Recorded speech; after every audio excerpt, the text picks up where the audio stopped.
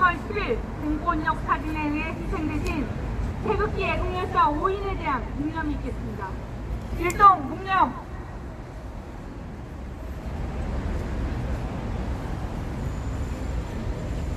바로 모두 자리에 착석해 주십시오.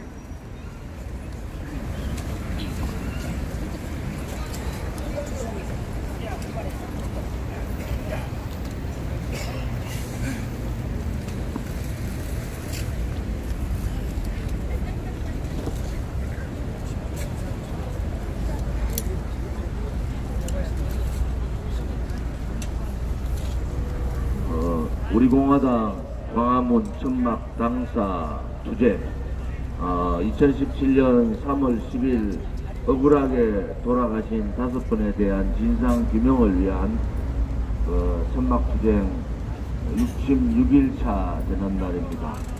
또한 박근혜 대통령께서 불법 감금, 인신감금, 옥중투쟁하신 지가 836일차 되는 날입니다. 많은 사람들이 우리 공화당이 왜 광화문 광장에 천막 당사를 차렸느냐 이렇게 묻습니다.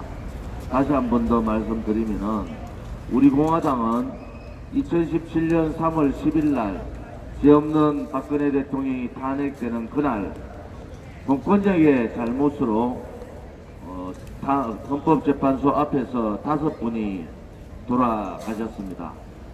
이 5분의 억울한 죽음에 대해서 우리 국민의 99%가 모르고 있었고 정치인들도 거의 몰랐습니다. 우리는 2년간 이 억울한 죽음에 대한 진상규명을 정부 측에 요구를 했고 또 국정감사에서도 5분 죽음에 대한 진실을 알렸습니다마는 좌파 독재 정권과 한몸이 되어 있는 민노총 하수인이 되어버린 언론 방송들은 이 진실을 덮어버렸습니다. 우리 공화당은 정당입니다. 정당은 국민이 억울한 일을 당한다든지 국민이 정부에 의해서 핍박을 받는다든지 또한 특히 억울한 죽음에 대해서는 정당이 그 진실 규명을 하는 것은 당연한 정당의 책무라고 봅니다. 우리 공화당은 2017년 8월 30일 창당한 당입니다. 지금 우리가 진실 규명을 하고자 하는 분들은 5분 중에서 3분 정도가 자유한국당 당원입니다. 자유한국당은 자기 당원이 억울하게 돌아가셨는데도 진상 규명을 얘기하지 않는 비겁한 당입니다. 우리는 죽으면은 좌파와 우파가 없다. 백남기 농민이 차를 10대 이상 경찰차를 불태우고 100명 이상의 경찰들의 부상을 입히면서 그런 폭력투쟁을 하면서 돌아가셨을 때도 좌파들은 지금의 더불어민주당을 비롯한 좌파들은 백남기 농민 진상규명을 위해서 1년간 국회에서 싸웠습니다. 우리 우파들은 도대체 뭡니까? 보수를 자처하는 정당이나 정치인들은 양심이 없는 겁니다. 자기들의 당원이 길거리에서 폭력투쟁이 아니라 태극기만 들고 탄핵무효를 외치다가 억울하게 5분이나 4.19 이후에 가장 많은 분들이 돌아가셨는데도 불구하고 보수를 자처하는 정당들은 고개 숙이고 불종하고 진실규명이 아니라 외면해버리는 그러한 모습들을 보이고 있습니다. 우리 공화당은 우리한테 어떠한 외압이나 어떠한 탄압이 있더라도 불종하지 않습니다.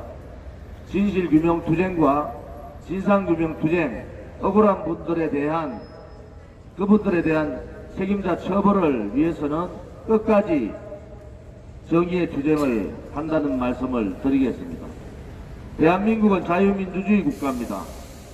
월급 대낮에 그것도 헌법재판소 앞에서 억울한 분들이 5분이 돌아가시고 9분이 인사불성으로 병원에 실려가고 그 9분 중에 1분이 돌아가셨다는 결과만 알지 나머지 8분에 대한 생사도 모릅니다. 79분이 많은 부상을 입고 병원에 실려갔습니다. 그 2017년 3월 10일 그 참혹한 현장의 목격자 정의인들이 이렇게 많은데도 무엇이 두려워서 그분들의 죽음에 대한 진상규명을 외면합니까? 또 무엇이 무서워서 책임자 처벌을 외면합니까? 그 당시에 책임자는 재난안전대책위원장이었던 박원순 전 서울시장, 당시 경찰청장, 서울경찰청장, 전북경찰청장, 또 소방청장 등입니다. 이분들이 4.19 이후에 가장 많은 분들이 가장 짧은 시간에 돌아가셨는데도 이 진실을 덮고 갈 수 있다고 봅니까? 우리가 광화문에 천막 당사를 차리고 광화문 텐트에 이렇게 6일째 천막 투쟁을 하고 있는데 이 천막 투쟁을 불법으로 간주하고 있는 박원순 시장이나 문재인 씨는 제정신이 아닙니다. 대한민국은 자유민주주의 국가고 대한민국에 있어서 좌파나 우파나 억울한 죽음은 절대 있어서는 안 된다는 것이 그것이 정의지 않습니까? 억울한 죽음을 묻는 것이 정의고 그 묻는 것이 정치면은 그러한 정치는 우리 공화당은 하지 않습니다. 어떠한 힘든 일이 있더라도 우리는 어떠한 그 길이 진실의 길이고 정의의 길이기 때문에 우리는 그 길을 갑니다. 문재인 씨한테 경고합니다. 6월 25일 날 폭력 용역 깡패들에 의해서 우리 공화당 당원들이 100명이 다쳤습니다. 진단서만 지금 90명이 뗀 상태입니다. 누가 불법을 한 겁니까? 박원순 씨가 불법한 겁니다. 행정대집행법에 위반되는 건물이나 물건을 행정대집행해야 되는데도 불구하고 박원순 씨는 2,400명의 경찰, 500명의 서울시 공무원, 570명의 용역 깡패, 100명의 소방청, 그들은 200명을 행정대집행하는데 사람에 대해서 무차별하게 폭력과 폭언을 했습니다. 누가 법 위반을 한 겁니까? 박원순 씨는 청와대에 앉아서 거짓 보고 받지 말고 문재인 씨는 청와대에 앉아서 거짓 보고 받지 말고 현장의 목소리를 귀담아 듣기 바랍니다. 그 동영상이 폭력 수많은 사람이 실려가는 그 동영상이 많은 국민들이 보고 분노하고 있습니다. 우리는 우리 공화당답게 진실과 정의의 투쟁을 하겠습니다. 박근혜 대통령께서 추진했던 정책이 대단히 옳았다라는 얘기가 많습니다. 박근혜 정부 때 화학물질의 등록 및 평가 등에 관한 법률 화평법이라고 합니다. 화학물질관리법, 화감법이라고 합니다. 이 화평법과 화감법을 좌파들이 지금의 더불어민주당 의원들이 법안을 발의해서 통과시켰습니다. 그 결과가 어떻게 나옵니까? 소위 말하는 중요한 화학물질에 대한 생산 자체를 막아버리는 결과가 왔고 그 결과는 우리가 자생적으로 반대차나 디스플레이에 들어가는 화학물질 생산에 대단한 규제를 해버렸습니다. 박근혜 대통령 정부 때 이 규제에 대해서 따끔하게 얘기를 했습니다. 손톱가시를 뽑겠다며 규제 완화를 추진했음에도 불구하고 지금의 여당인 더불어민주당 또 정책실장인 김상조 정책실장이 있는 시민단체 경제개혁연대가 격렬한 반대를 했습니다. 결국 이 법을 통과시킴으로 해서 우리 대기업들이나 기업들이 투자를 해서 우리한테 꼭 필요한 지금 일본이 경제 보복하고 있는 그러한 제품에 대한 생산의 길을 막아버렸습니다. 이제 와서 더불어민주당이나 청와대가 문재인 정권이 이 화평법과 화감법의 규제를 완화하겠다고 하는데 늦었습니다. 역시 박근혜 대통령의 정책이 옳았습니다. 박근혜 대통령께서는 이렇게 말씀하셨습니다. 악마는 디테일에 있다. 아무리 취지가 좋아도 세부적인 부분에 소홀한다면은 그건 결국 악법이 될 수밖에 없다. 이렇게 얘기했습니다. 문재인 정권은 지금이라도 화평법과 하간법에 대한 개정이 아니라 화평법, 하간법을 폐기해야 합니다. 그것이 다음에 일본으로부터 이러한 경제 보복을 맞는 일이 없어질 거다. 이렇게 봅니다. 이것은 이 규제 완화를 하는 것이 신재벌, 신기업의 문제가 아니라 지금 보니까 우리 국민의 생존의 문제가 됐습니다. 하루라도 빨리 화평법, 하간법 폐기를 요구합니다. 조금 전 속보에 문재인 씨가 최저임금 1만 원을 약속시키지 못해서 미안하다는 얘기를 했답니다. 도대체 문재인 정권이 미안하다고 석고대죄해야 될 대상이 누굽니까? 최저임금의 급격한 인상으로 인해서 작년 한 해만 해도 자영업자가 100만 자영업자가 도산했습니다. 지금 젊은이들은 아르바이트 자리가 없어서 돈 있는 사람들만 대학을 잘 나오는 단계를 만들어버립니다.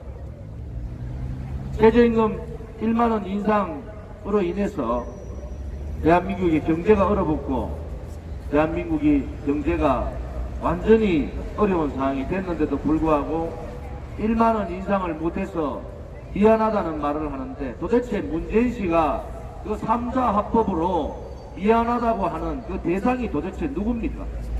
국민은 급격한 최저임금 인상, 소득주도 성장의 실패 때문에 국민은 너무나도 어려운 상황에 있는데 문재인 씨는 도대체 무슨 얘기를 하고 있는 겁니까?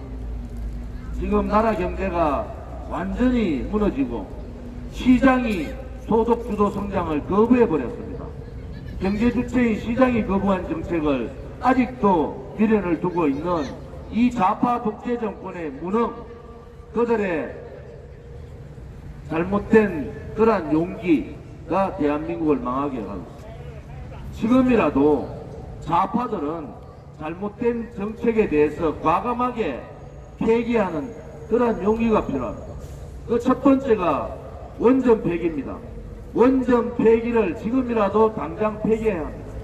또한 52시간 근로제 실시, 이것은 기업가와 근로자들의 이간을 시키고 대한민국 경제를 완전히 고사시키는 제도입니다. 또한 17만 8천 명에 달하는 공무원 정원, 비정규직의 정규직화의 급격한 정규직화 등등 이러한 좌파 정권, 문재인 정권 돌아서 대한민국 경제를 망하게 하고 있는 이러한 잘못된 정책을 하루라도 빨리 폐기하는 것이 국민들을 위하는 길이고 대한민국을 위하는 길입니다. 폐기하는 용기도, 잘못된 정책에 대해서 폐기하는 용기도 대단히 용기가 필요한 겁니다. 만약에 좌파 독재 정권이 잘못된 정책을 계속 밀고 나간다면은 우리 국민들은 그 잘못된 정책에 대해서 불복종 운동을 해야 됩니다.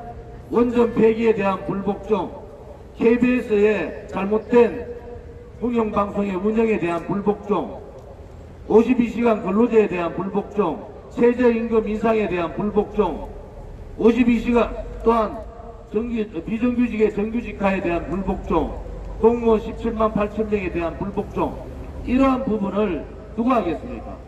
깨쳐있는 국민들이 하셔야 됩니다. 그렇지 않으면 나라 경제는 완전히 나락으로 떨어져서 일어날 길이 없습니다. 제가 가장 걱정하는 것은 제2의 IMF가 온다고 경제학자들은 다 걱정합니다. 이제 제2의 IMF가 오면 어느 국민이 금을 팔아가지고 정부를 도우겠습니까? 어느 우방, 특히 미국과 일본, 어느 우방이 대한민국의 경제를 살리겠다고 도와주겠습니까? 지금 이 제2의 IMF는 그야말로 문재인 정권의 정책 실패, 과거사로 돌아가자고 하는 과거 집착주의, 또 그에 따르는 현재와 미래를 내팽개쳐버린 적폐청산. 이번에 징용 문제도 마찬가지입니다. 이 대법원장, 양승태 대법원장의 적폐를 청산한다는 명목으로 그런 판결을 내렸어요. 오늘 강민구 서울고법 부장판사가 발표했지 않습니까? 그분이 뭐라고 했습니까?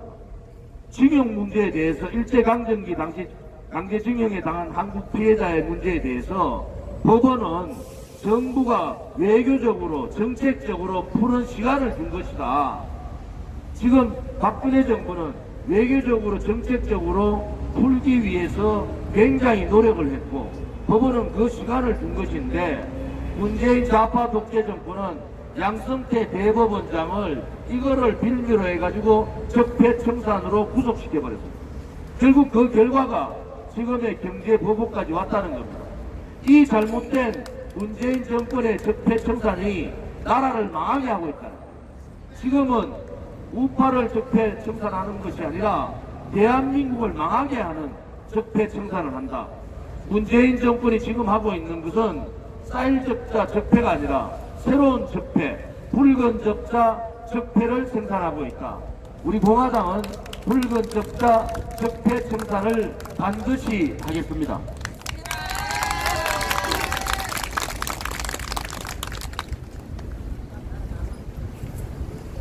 이제 민심이 무엇을 원하는지